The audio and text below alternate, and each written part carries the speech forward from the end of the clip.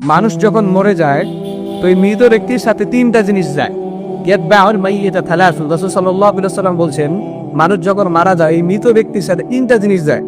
কি কি তিনটা জিনিস? আহলুহু ওয়া মালুহু ওয়া আলালুহু, তার সাথে তার আহাল পরিবার যায়, ওয়া মালুহু তার সম্পদ যায়, ওয়া আমালুহু তার সাথে তার আমল যায়। কিন্তু রাসূল সাল্লাল্লাহু আলাইহি ওয়াসাল্লাম বলছেন এই তিনটা জিনিস তার সঙ্গে গেলেও দুইটা জিনিস সেখান থেকে ফিরে আসে। মানে আপনার দাফন করা শেষ, দুইটা জিনিস ফিরে আসবে। কি ফিরে আসবে? আহলুহু, আপনার আহাল পরিবার যারা আপনাকে দাফন করতে গেছিল তারা ফিরে আসবে। ওয়া মালুহু, আপনার সম্পদ ফিরে আসবে।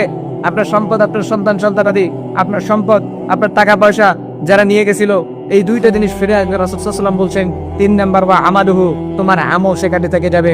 এজন্য দুনিয়ার মধ্যে আপনি যতদিন পর্যন্ত বাঁচবেন ততদিন পর্যন্ত আমি আপনাকে এতটুকু বলতে চাই, আপনার আহাল, আপনার মাল, যত কিছু আছে দুনিয়ার মধ্যে, যত ক্যাটাগরির সম্পদ আছে সবগুলোকে দূরে ফেলে দিয়ে আপনার আমলের প্রতি ফোকাস করেন।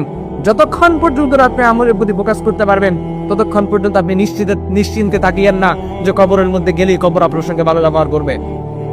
আপনি যখন আপনার মালের প্রতি ফোকাস করবেন, আহালের প্রতি ফোকাস করবেন, আপনার সন্তান সন্তানাদি পরিবারের প্রতি ফোকাস করবেন, তখন আপনার জীবন বিনষ্ট হয়ে যাবে। আমি আপনাকে লিখে দিব, যতক্ষণ পর্যন্ত আমলের প্রতি ফোকাস করতেছেন, আপনার আমল ভালো করতেছেন না, করতেছেন নামাজ, না দিচ্ছেন যাকাত, না করতেছেন রোজা, না ভালো কাজ করতেছেন, মানুষকে খাওয়াচ্ছেন না, গরিব মিসকিনের কোনো খোঁজ খবর নিচ্ছেন না, এই প্রত্যেকটা জিনিস আমলের প্রতি যতক্ষণ পর্যন্ত আপনি ফোকাস করবেন ততক্ষণ পর্যন্ত আপনি নিজেকে মুমিন ভাবিয়েন না।